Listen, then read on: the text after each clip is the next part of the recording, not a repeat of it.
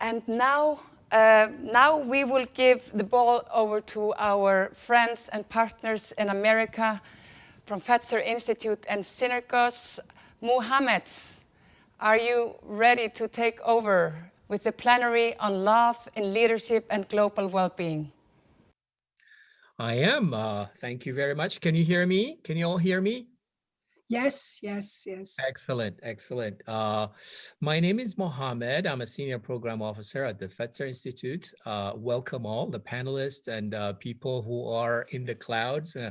Love is like a cloud, if you want to describe it that way. So all of you, welcome to this session on love in leadership and global well-being.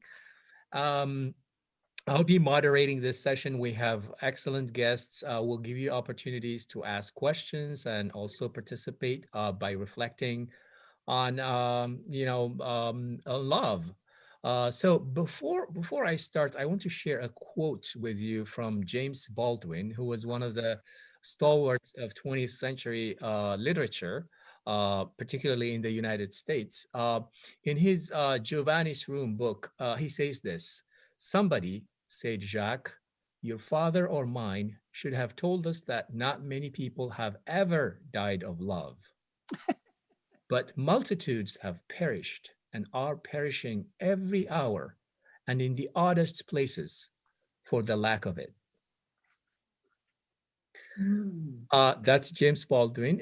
If you're interested, to dig into that, you can read his book, Giovanni's Room. Before we moving on, I want to reflect briefly about the theme of this session. It's love in leadership and global well-being. I know many of you have attended Spirit of Humanity for some time and have reflected on governance and love, and there have even been a few publications to which I contributed a chapter. A colleague of mine and I contributed a chapter. So this is about love in leadership. Most of you are leaders in your fields, in your countries, and in your particular chosen path. But love in leadership is not enough, right? We want, what does that lead to? What does it look like? And that reveals itself in well-being. What kind of leadership, what kind of love revealed or embodied, what kind of leadership leads to well-being? So that's what we'll be exploring with people who have lived it, who have studied it, and who have experienced it most of all. Before we launch into that, I would love to offer the stage to Sister Jayanti, who will lead us in a meditation. It's always good to start with a meditation. Sister Jayanti. Thank you, Mohammed. It's my pleasure to be with you. Sit comfortably and just go on a journey inwards, going deeper and deeper inside, leaving the world outside where it belongs, leaving the turbulence of many thoughts and many waves, and just going deeper into stillness and silence. I connect with the being that I am. And in this atmosphere, in which we can very easily speak about love, in that totally inclusive sense, it's easy to experience the love that lies within. As I connect with that essence of the self, of the being that I am,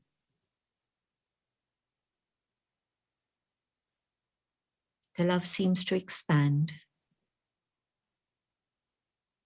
and the vibrations of love reach out to all those sharing these ideas now,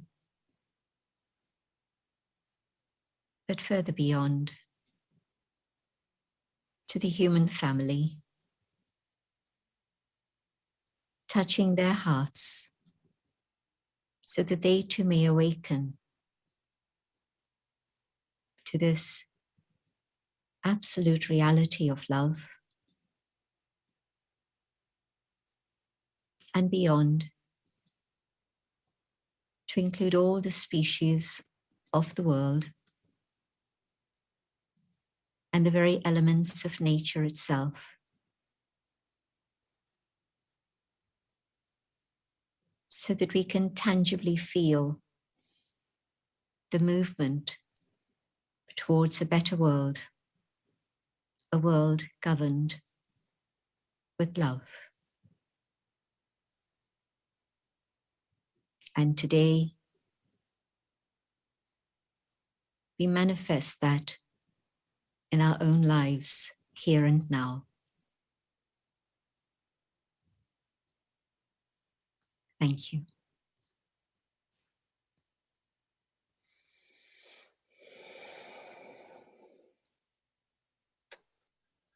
Thank you, Sister Jayanti. That was beautiful. This is not the first time that I'm enjoying a meditation with Sister Jayanti. It's a great way to start your day or your week. Even if you don't meditate, you certainly love or are loved by someone.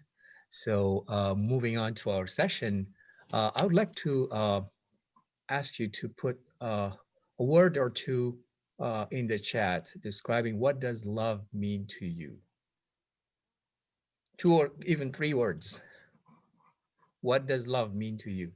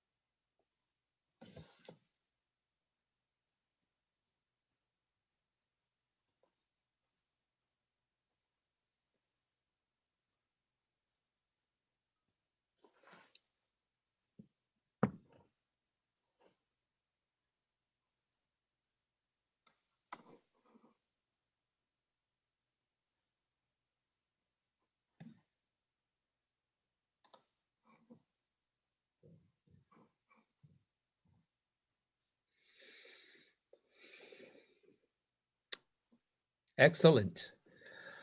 So, of course, love means different things to all of us, and I'll probably ask uh, same question to our panelists, dear panelists. But before I do that, I would love to introduce them.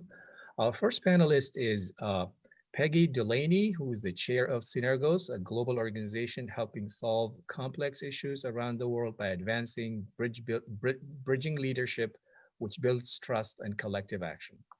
Peggy founded Synergos in 1986 to promote trust and collaboration among grassroots groups and government or business leaders and organizations.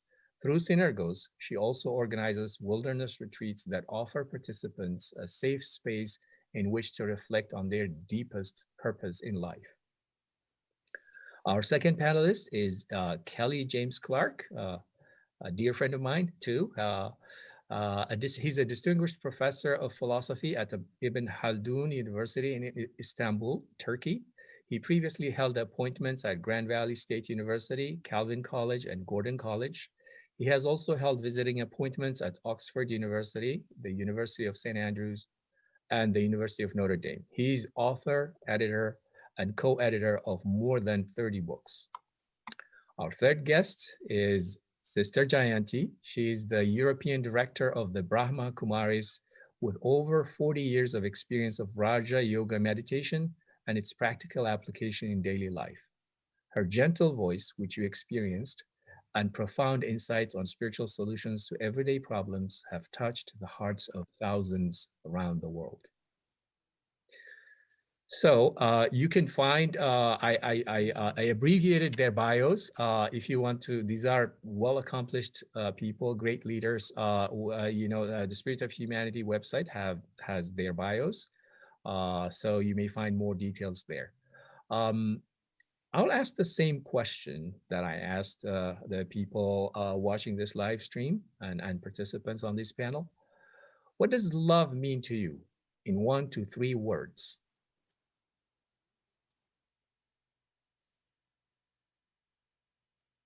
I'll start. It means action, empathy, and peace. Thank you. Who wants to go next? I would add from the personal to the transpersonal and encompassing kindness.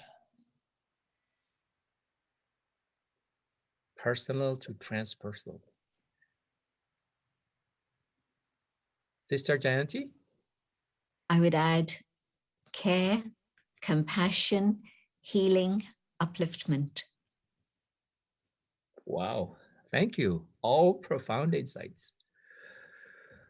So what we will do for the next 30 minutes or so is I will be asking the panelists a question, each a question. They will have 10 minutes to address the question. While we're doing the interview, I would like to encourage people who are watching this live stream or participants to put in their questions in the chat. We will, someone will collect those questions, and we'll have time for Q&A at the end of the interview. So if you have questions, specific questions to one of the panelists or a general question, please put them in the chat, and we'll make sure that one of our panelists or all of our panelists respond to that. So with that, let me start with a question to Peggy. How might leaders actively nurture global well-being by embracing the ethics of love? So embracing is the relevant word, and the question of how one can embrace. I think too often we get caught up in the drivenness of what we have to do, the activism, that a lot of leaders are leaders on the outside in the world. And that tends to lead to centering oneself in the mind rather than the heart, but also with the complexities and the tragedies of the world. Almost everybody carries trauma, whether it's rage or grief or fear or shame. And those factors are inhibiting, first of all, the well-being of that person, but also their capacity to get out of the way the obstacles they have from being full expressions of their essential humanity. And so to me, it's important in order to come into the world in your full leadership to do the inner work of reviewing what are those obstacles, by which I mean spending time in nature, meditating, praying, moving the body, lots of ways to get there, but to unearth what has kept one back. And then that then leads to the kind of trust and compassion and gratitude that enables people to then go out in the world as a leader in their fullest self. Thank you.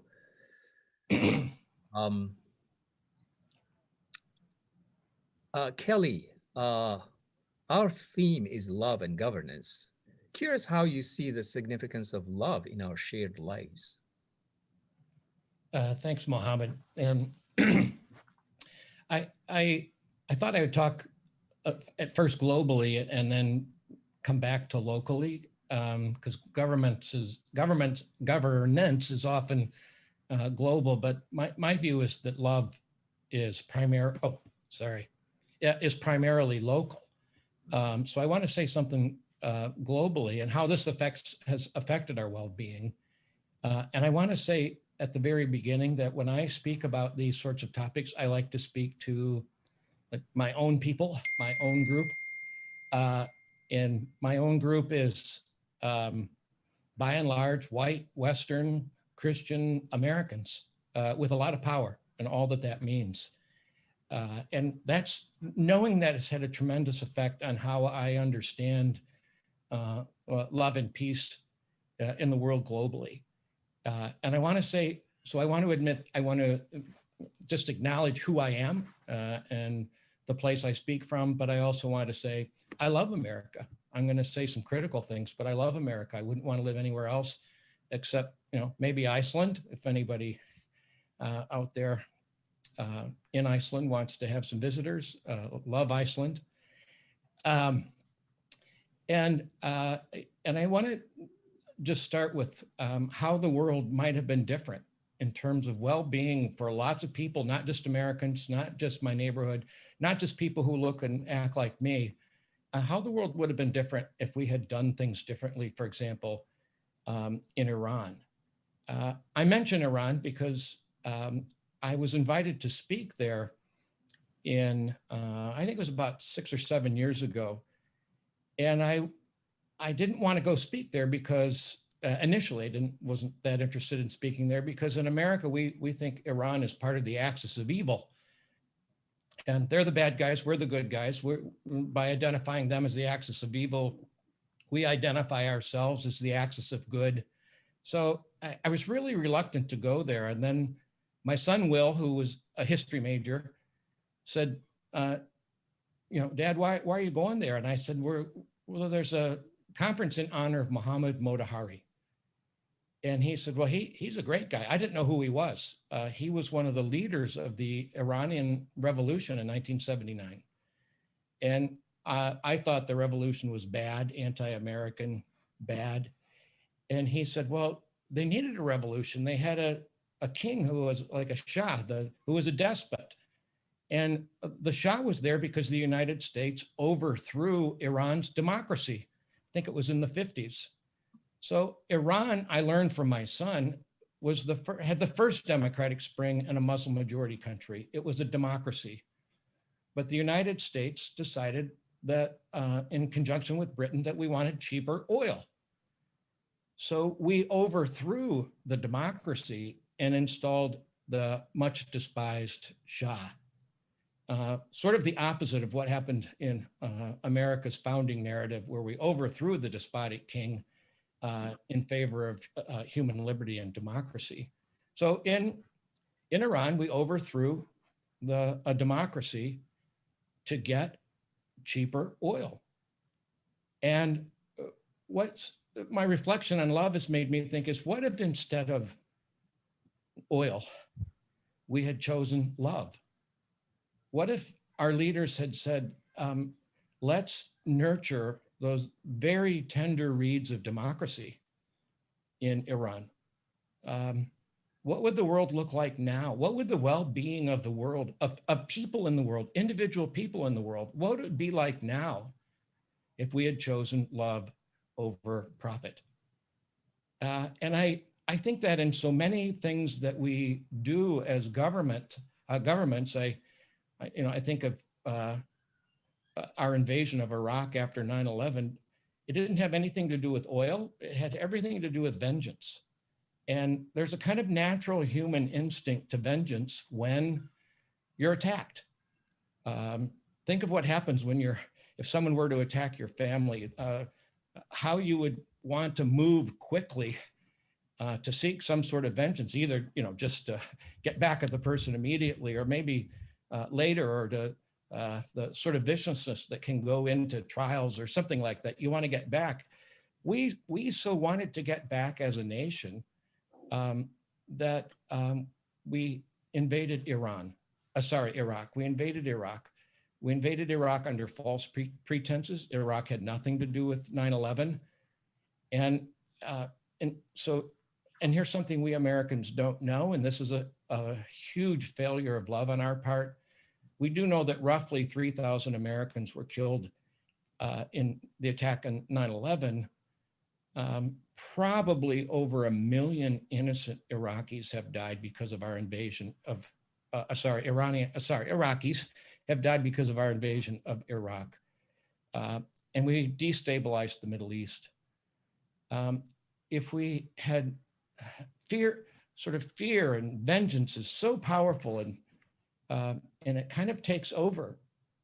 What if instead of vengeance, we had chosen love and found ways to work in that place at that time to bring justice, but to bring it with love.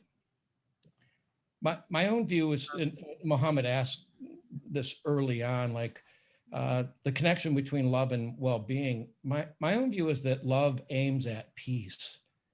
And I take peace in the sort of deep, rich sense of well-being for everybody, where everybody is able to flourish. So I view the peace that love aims at as the peace that opens doors to people, it reaches out to people. I view peace as when we share our resources with one another, that when we find people who have needs, we reach out and meet those needs, that we work to protect people's liberties, the liberties of everybody, and that we break down the divisions. That is what I think love aims at. It's the well-being of everyone. Now, I talked globally and about politics. Well, most of us on here probably aren't politicians. We're probably leaders of some sort. We have our own areas of influence, and maybe some of you are just sort of ordinary folks. My own view is that for most of us, most of the time, all love is local. I wasn't involved in the decision to invade Iraq. No one asks me about peace in Palestine. I'm not involved in any big, huge global political decisions. But I do have a next door neighbor who has needs, and I have someone across the street who's a different color than me. And 2 doors down, there's someone who doesn't speak English very well. Behind me, there are people that live in poverty. All love, I think, is local, or almost all love is local. And so I view my own, journey. I view my own journey as trying to find people near me and get out of my house and open my door and invite them in to share a meal, to have a conversation, to humanize them. Because I know there are ways that I dehumanize people that are different from me. So I started globally. That affects our well-being. There's just no doubt about it. And we've made some bad decisions, but almost all of us live where we live. Our sphere of influence is pretty small. That's okay, because in that sphere of influence, we can find people who have needs, who lack resources, who don't feel welcome, whose liberties aren't protected, who feel divided, frustrated, maybe despairing. And we can reach out to those people in love and bring well-being to that small part of our community, and hope that, like, ripples on a pond, that they start small, but then if we all do this, that they spread out to the entire world. Thanks, Mohammed. Thank you. Thank you, Kelly.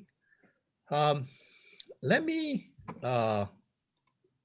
move on to Sister Jayanti. Sister Jayanti, what have we learned about love that can contribute to governance and activism? Thank you, Mohammed. And it's been a privilege to hear Peggy and also Kelly. I want to share a very personal story of someone who I knew for many years. And she was 15 when she joined the Brahma Kumaris in Karachi, which is now in Pakistan. At that time, it was a united India. And she began a journey in which, for the first 14 years, there was a period of intense meditation and just a community of 350 people living together. They moved to Mount Abu in India in 1950, so they were there under the partition period. And this individual started serving in India as part of the community. And in 1969, she took on the leadership, the mantle of the Brahma Kumaris organization. And when she started, the Brahma Kumaris existed only in India. By the time she was ready to fly away, which was 2007, the organization had expanded from 400 centers to around 8,000 centers, and it now spanned the globe, 120 countries in every continent of the world. And I would say that her leadership was one that was based on love and truth. It wasn't only love, but I think that the power that she had within also came from truth. She never spoke of anything that she hadn't experienced or hadn't done in her life.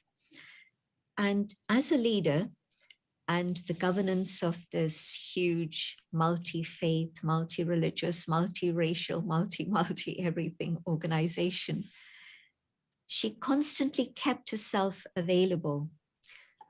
We have a program in which we study spiritual teachings together each morning, everywhere in the world.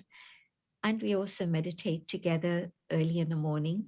And that's what binds us together as a spiritual family rather than an organization.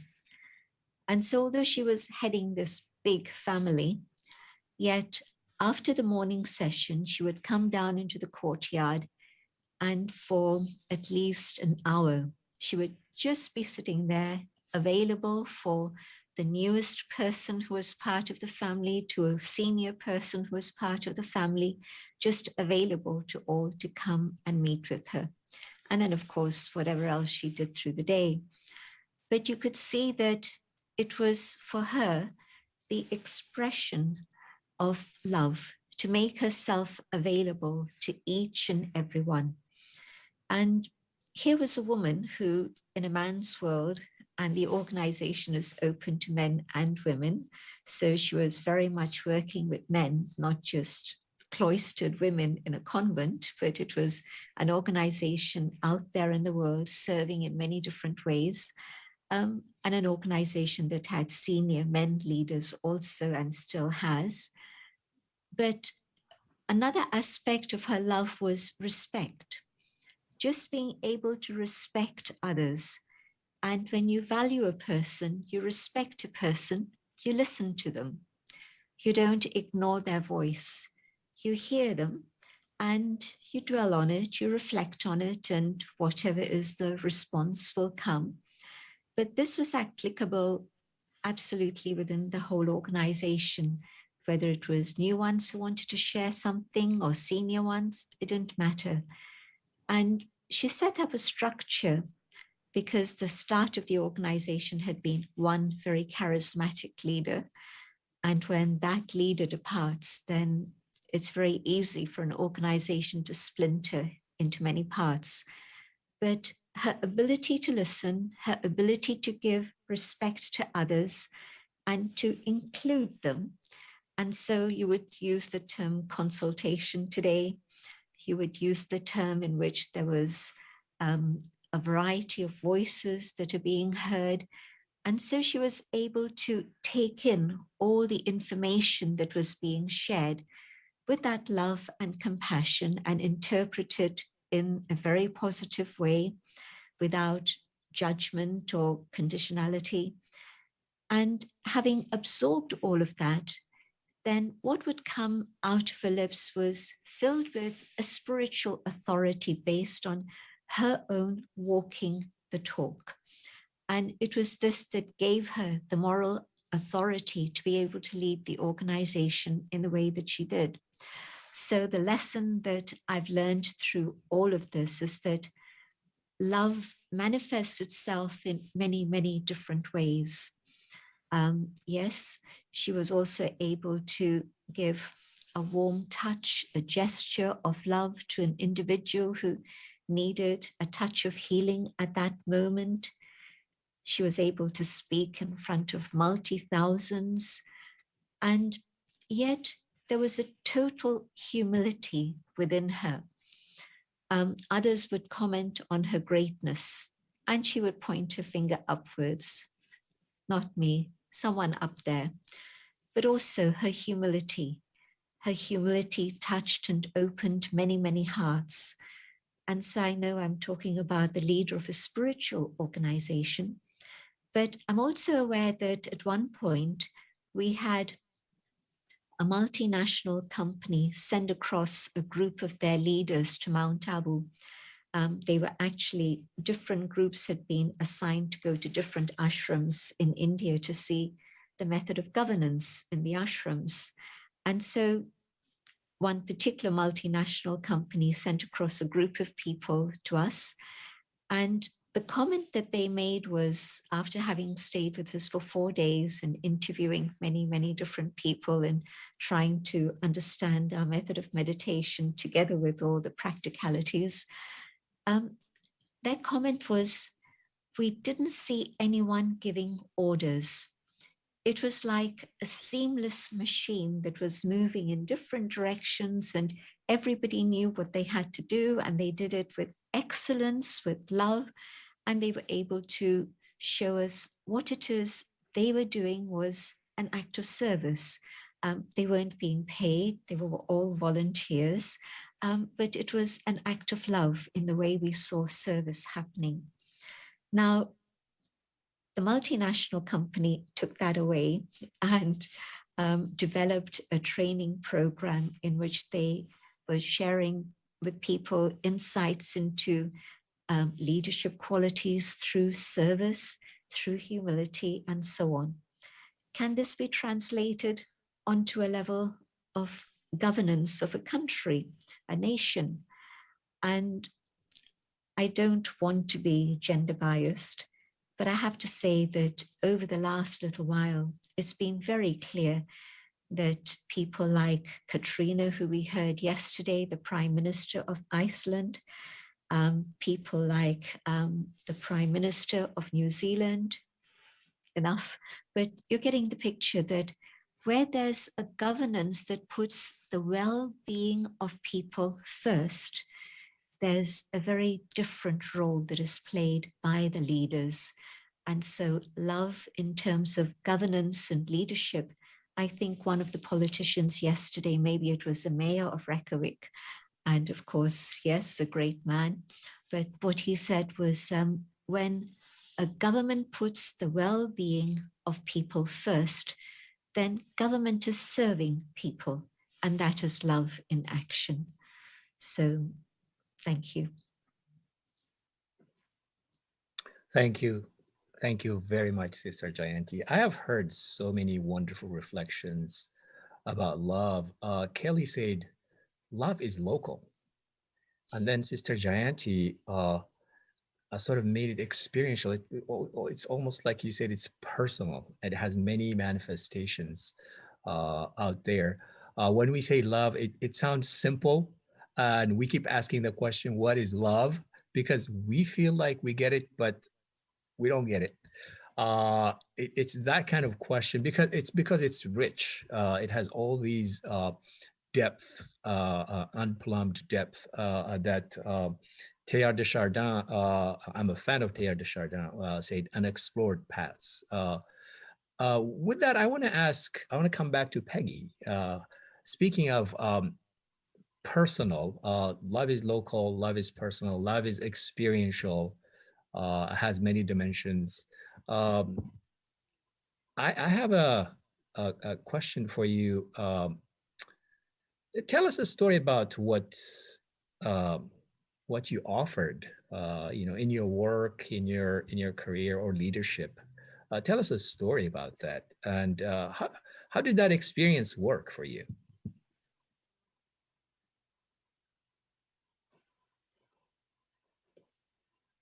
You're on mute. You're on mute. Sorry. Thank you. So I wasn't going to start by the personal, but I can go there. And I'll go there in the sense of how I learned what I learned. I think when I mentioned before that a lot of people are very driven or very mind-based, I really was that way. And it wasn't until approaching the age of 50 that I moved to Montana. And a few years later, we were working with a group called Genron on a program to reduce severe stunting in the state of Maharashtra in India. And again, this is what I learned about it. I didn't do it. So we had a group of people who identified what they called the stakeholders, people from that state who were either working in the field of child nutrition or child health in the government and civil society and business. And it was largely sponsored by Unilever, a large corporation, and UNICEF. And the idea was to bring those people together and build the bonds of trust that would be needed because they came from very different backgrounds. And so that they could listen to the communities and the people suffering from malnutrition with their hearts open. And this took quite a lot of time, but I would say there were two key factors that affected me in how I've then carried this on into doing retreats or webinars or whatever. And one was experiencing the reality of what it is you're trying to address, but experiencing it in a diverse group of people who come from different backgrounds, ideologies, etc., so that you're seeing with your own eyes and heart the worst case situations and the most wonderfully addressed situations. And this would go on for 5 days. They would be in different parts of the state together. And at night, they would be reviewing with each other what they'd heard and what they'd seen. And they started coming from very different perspectives. But over the week, it was as though the color of their glasses merged and they were all seeing through the same rose-colored glasses with love and compassion and the trust that they needed to then move on to be able to come up with solutions. And the second important thing, and this is what led me into the path that I'm currently on of guiding these kinds of retreats, was that the entire group of 30 went to the Himalayas for a week, of which they spent 3 days alone fasting in their own tents. Most of them had never spent a night alone. They were terrified. And what they were invited to do was to just spend that time reflecting on their purpose in being here in life. And through that, the amazing things that happened included that some of them had the same dreams on the same night. They prayed for each other. When they came back, they were just in love with each other as a group. And that bond of trust and respect, and I would say led to a couple of the things that Sister Jayanti mentioned, which included really good listening and humility and authenticity. Because once you can trust each other, then you allow yourself to be seen, you allow yourself to be vulnerable. And through that vulnerability, people see who the essence of you is behind your mask. I have so far not met anyone in a circumstance like this who, when I saw beyond their mask, I couldn't love. Because the essence of humans, I believe, is good. So this is the story behind how I came to believe in these methods and how Synergos came to believe in what we call bridging leadership, bridging across divides. Because once you are in a state of, it's not always well-being because it's complicated, we go in and out, but once you're in a state of knowing what your obstacles are, feeling the humility of not knowing everything, being able to listen deeply and with respect to others, then it's actually an attractor. People come to you, they come to this person, they come to that person, and that becomes the basis of building in smaller and then gradually larger communities, the kind of, I would say, even group well-being that allows them to take action from the heart as well as the head. And just to end that story, during those 6 years of activity, the rate of stuntedness of children under 5 in the state of Maharashtra declined from 39 to 23%, which was much higher than had happened in any other place in India or, in fact, the world in such a period of time, according to UNICEF.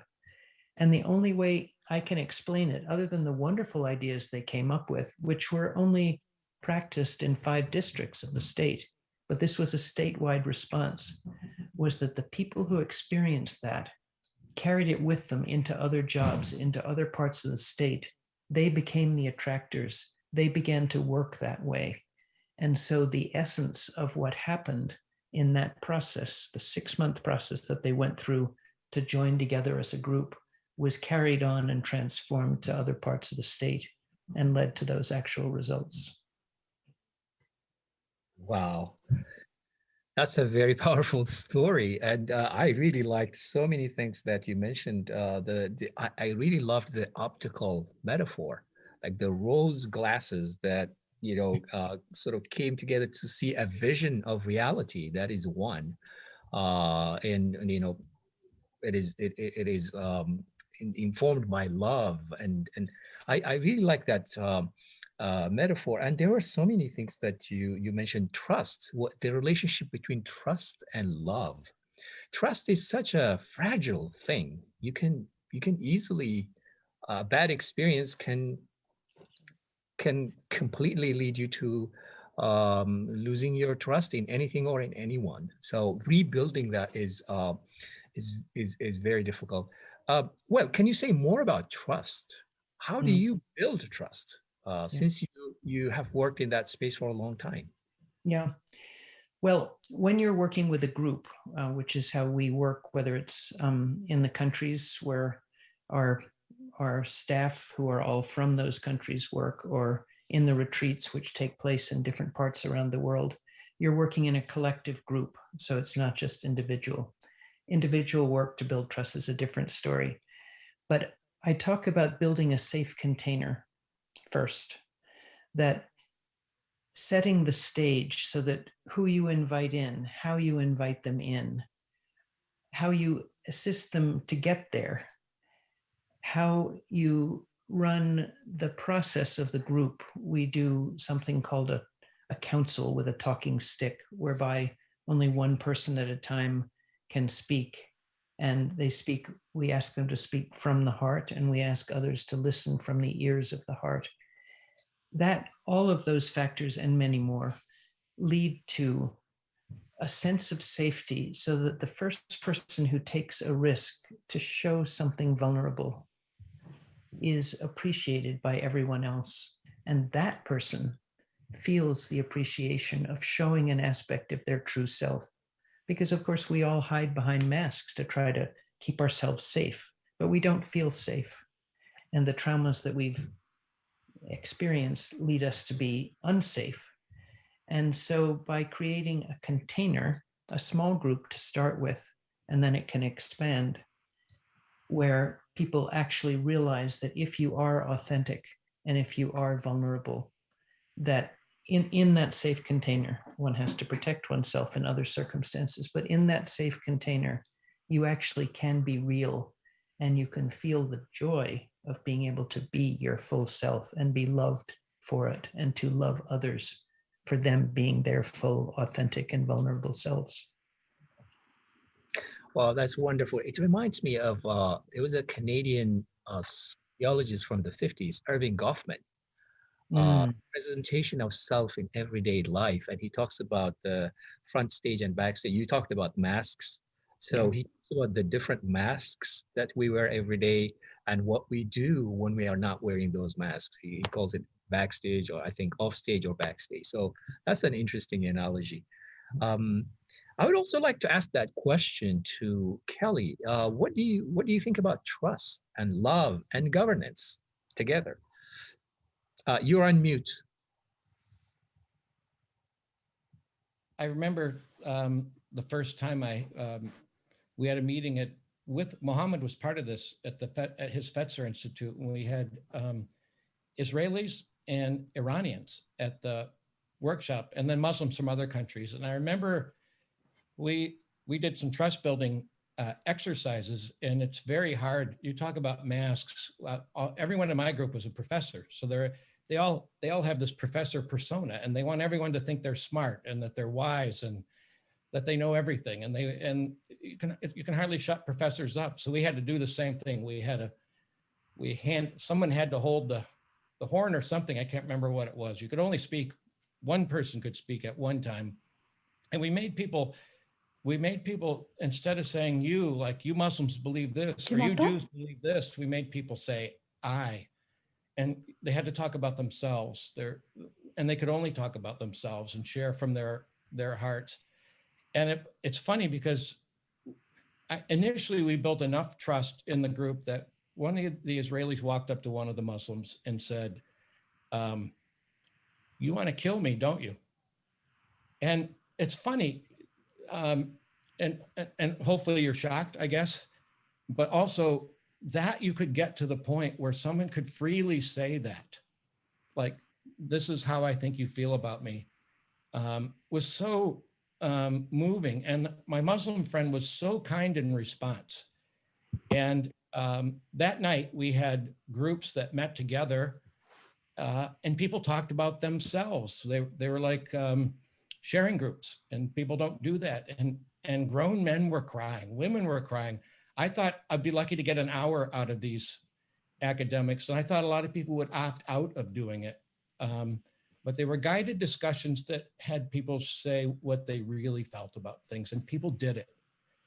And I'll just say, by the end of the week, we took all our meals together. We took walks together. We listened to music together. We did these silly group activities together. And by the end of the week, I remembered that that said that asked the Muslim, you want to kill me, don't you? Quelqu'un m'a dit, tu veux nous tuer, n'est-ce pas? Kelly, just a second. Yeah. Yeah, on peut vous entendre en Solange, en français. Okay, go ahead, Kelly. Well, I've mostly made my point with the trust. To me, the trust built on a lot of really intentional ways that you work up to build it. And again, it built to this point where the person felt free to say, you want to kill me, don't you? Which I took as a big victory, honestly, at that point of the week. I would have taken it as a defeat if it had been the end of the week. The end of the week, the Israeli walks up to his Muslim friend and gives him a hug. And then everyone starts hugging. I don't know if you remember that, Mohammed, but as people were moving off to the airport, everyone came together. We hadn't created world peace, and there were still some divisions in the group, but I'd say 80% of the group came together deeply committed to one another's flourishing. And they not only understood where other people were coming from, they felt for that and understood it. By the end, we were reaching out to one another in love. And then people took that back to their own home communities. It was a really powerful experience. Grateful to Mohammed's Fetzer Institute for sharing their institute to allow us to have a place for that to happen.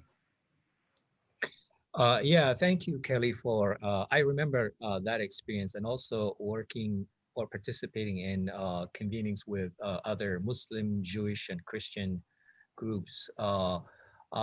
Trust building, I think what you said, Peggy, trust building is very, very important, and it's a lot of work. Yeah. Luckily, our convenings take 3-4 days, so we have enough time to build some basic trust. And usually people leave, especially when they come to Fetzer, people leave loving each other with a very good spirit. So that shows you the power of spiritual practice. That's one of the methods we use at Fetzer. Yeah, I remember those events. It's really hard. Building trust is really hard. But once people see the light, I think it can be a lifelong. It can build a lifelong relationship among people. I've seen it before. Sister Jayanti, how does this reflect in your own work? This love and governance and your personal or organizational life? It's at the heart of everything that we're doing. I want to talk about trust in a very different way.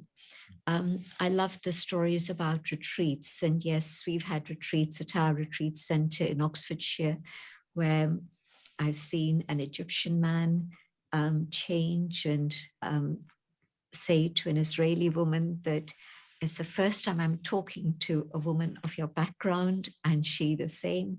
And they'd come together for a values retreat. And it was very beautiful to see their friendship develop.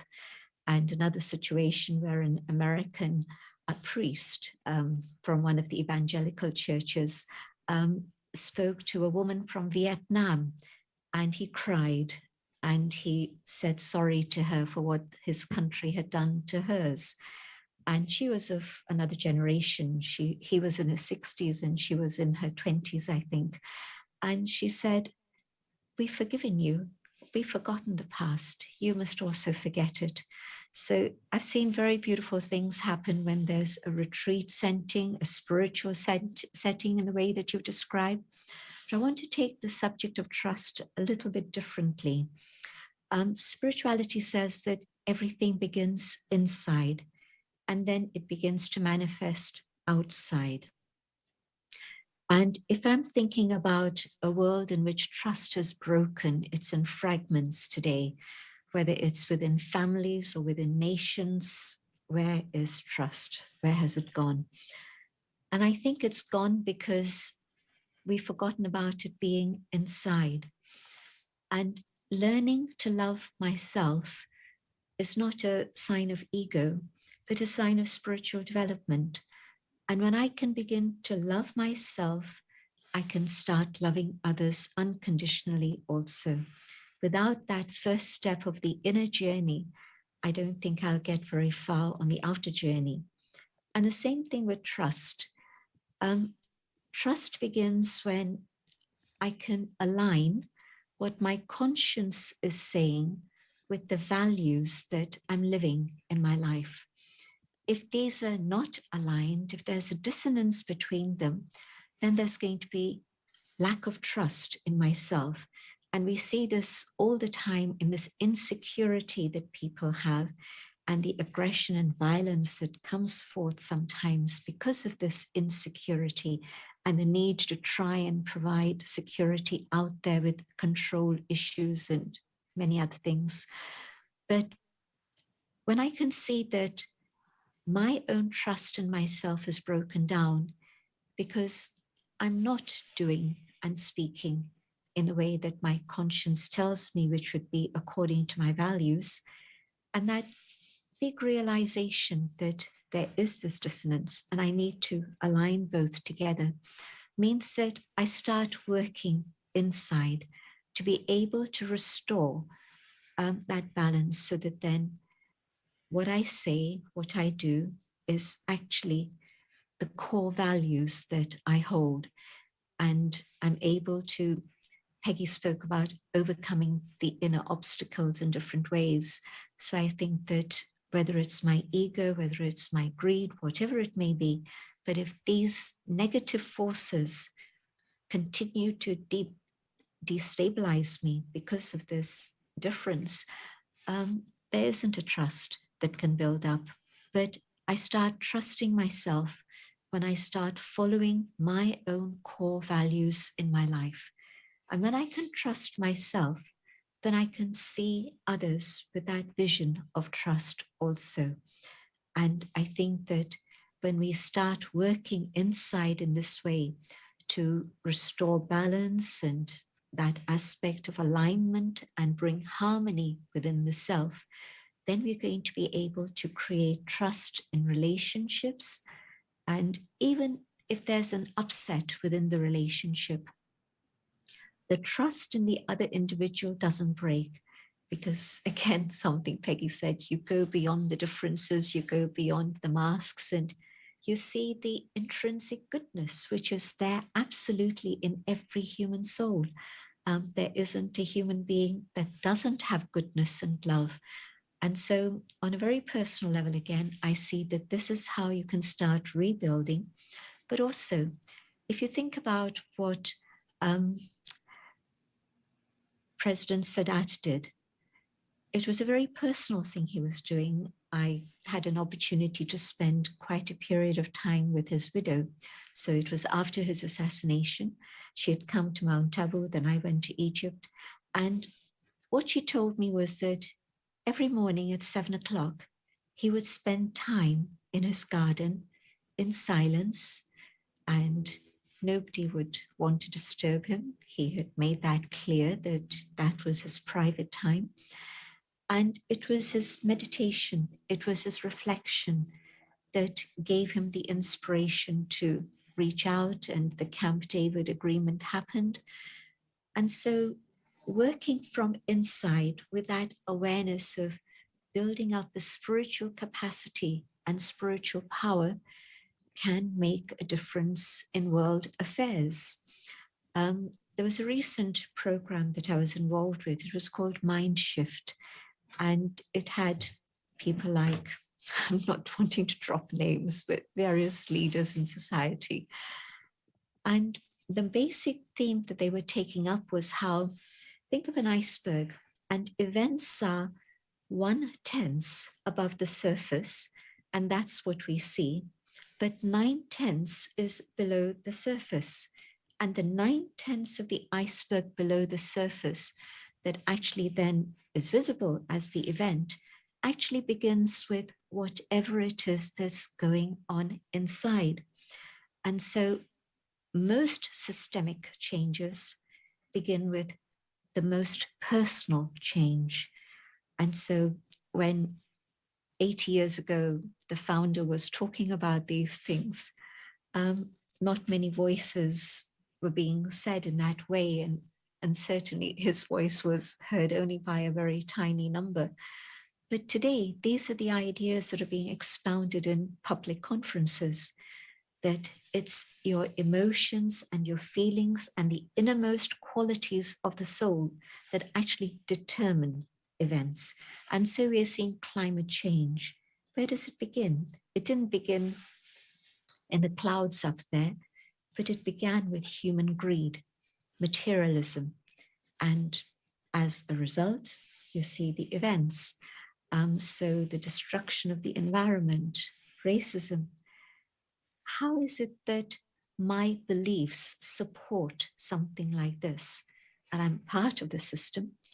And so what is it that I need to change in terms of my personal beliefs? And so I'm really glad that we're talking about things like love and trust, because they begin inside, but they are definitely the qualities that can lead us to creating a better world together. And I hold that vision absolutely, that because the intrinsic nature of humanity is of goodness, goodness is what's going to win. That is what we're going to see ahead of us.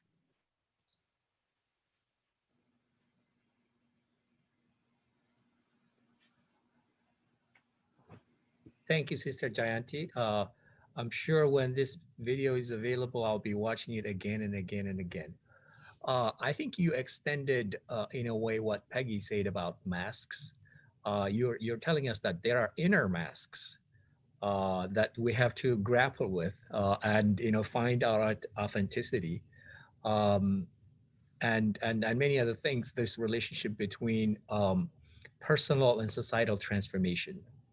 You're saying it starts with our greed. It starts with our own view about life and how we relate to each other, and then what we are seeing now are impacts of that. These are examples that resonates with what this morning Bob Boister said in the video about culture. Culture is a reflection of the collective decisions we make. We have a couple of questions from the audience as well. I'll read them out. How does love support us in our differences? How does love allow for a love of country, self, others in the midst of a divisive politics and deep divisions? Kelly, would you like to address that? It's such an important question, especially for Americans. We're just so deeply divided over politics right now, and I'll just say a sort of practice that I do. I'm on the more liberal side of things. My brother is on the more conservative side of things. And when I start thinking about, the conservatives or the Republicans or the Democrats or the liberals, I try to, this is my discipline. I try to say, not the Republicans, but my brother John believes this. And I think my brother John is good and honest and wants people to flourish. He works in a store that hires poor people. They take in used things and they sell them cheaply to poor people. He employs poor people. He reaches out to them. He goes to Appalachia and does things for poor people, not things we usually associate with the Republican Party. And so when I think of and again, this gets back to all love is local. It's when you think of people as members of groups, then you think you're not thinking of them as individuals, and then it's easier to be prejudiced, to be angry, to show hatred, or. But so I force myself to say, when I find myself tempted to think them Republicans, I think John, my brother John, and it changes the way I think about other people. I think we have to discipline ourselves not to think of people as members of groups, but to think of people as individuals, and individuals who I think, near as I can tell, and I've been all over the world, and I found this in just about everybody. People want to live in peace. They don't want people to be impoverished. They want better lives for their children. They don't want to be at war. They want their children to get educated. I just don't find people who down deep want war or enmity or strife or and don't want to live with these divisions. So I think we have to try to think really hard about people as individuals, and we have to talk to them. Like, that means get off the social media, where you're not talking, you're typing something down to somebody who's not really a full human being. We have to find ways to get out and talk to people who are different from us. So I call my brother once a week. He tells me he cancels out my vote every election day. I tell me I cancel out his vote every election day. And then we talk and we listen. And again, we have to do that to each other as individuals and stop thinking of people as members of groups, and then diminishing them as members of a group. That's my sort of simple, practical little discipline that I take on to do that. It's a massive issue, but I don't know how to do it except like one person at a time. All love is local, if you pick up anything from my talk. Thank you. Thank you. What a great story. Same question, Peggy. Can you take a minute or two to reflect on how love supports us in our differences? You're on mute. Thank you. I have a neighbor here in Montana who is a rancher, and I've gotten to know him and his wife and their family over more than 20 years, and I really love them as people. And last summer, during the sort of fullness of the Black Lives Matter movement, he said to me, "Now, what do you think about this Black Lives Matter movement?" And he asked it in what sounded like a genuinely open way, and I believe it was. And so I said what I thought, which was that I thought it was a hopeful sign and we needed to move in this direction. And that was a little too much for him. And he retracted a little, but I thought to practice a lot what Kelly just said. First of all, I love this man. Secondly, he's at least willing to ask the question. And thirdly, I need to be authentic in what I believe, but I also need to listen deeply to where he's coming from. And I don't need to go into the details that Montana is largely a white state, that ranchers are suffering, that, lots of things may seem, as Isabel Wilkerson says in her book Caste, that those who are in a situation of relative poverty, it's important for them to feel like there's somebody who's worse off than they are.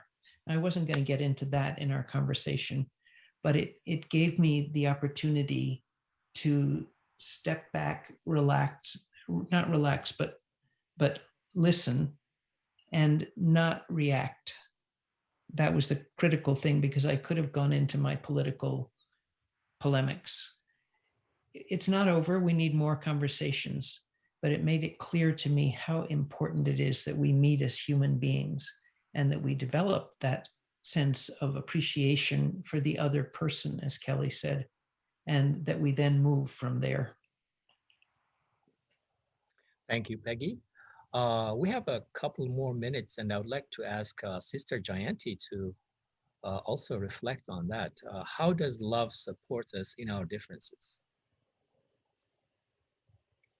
When there's love in my heart, I have an open heart and I'm willing to listen. And I'm looking for the goodness and I'm able to see it. Where there isn't love, then there's a big block, a barrier.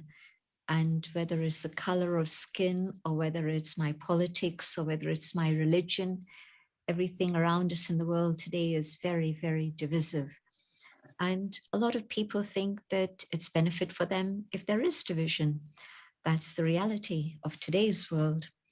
But if I, as an individual, can practice love and see that being, that shining light that's shining in each one's forehead, and see the goodness that's waiting to emerge from that being, I can connect with them in a very different way. And in a very practical example of this, in a house in which I live and work, we have people from Jewish tradition, Christian tradition, Hindu tradition, and we're all meditators. Buddhist tradition is here. All sorts of people from different races, different backgrounds, different cultures. But they happen to be in London. London is an attractor of many diverse communities. And so we all come together and we don't just meditate together. That's lovely, of course, but we also work together. And this is only because you're not seeing the physical differences that divide, or even the career stances that divide, or the social strata that divide. You're just seeing that human being, the soul, and you're connecting with that human being. And so together we're able to create a little world of harmony, but where each one individually has experienced this, wherever it is they go out into their own world to work or to be with the family or whatever, they carry that same vision and they're able to influence others in the right way with that vision. And so little changes, but the little changes, when I change, my little world changes, and hopefully the world will change also. Thank you. In the remaining few seconds, I would like to add that forgiveness is also important. Love makes it possible for us to forgive, because we as human beings, we are fallible, we make mistakes. So we need a lot of forgiveness, and love makes that possible. Okay, we have come to our closing. Thank you, all those people watching the live stream and our panelists. We have a closing practice, a poem that Peggy will be presenting. And with that, I would like to thank all of our panelists and the audience. Thank you very much. Peggy, the floor is yours. Thank you. I have to just get it up on the screen. It may take me a second.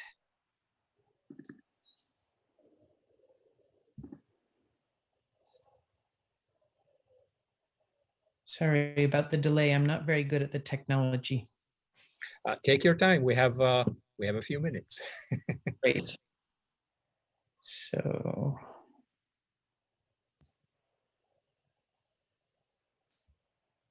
why don't you say something while I'm doing this so I'm not too embarrassed?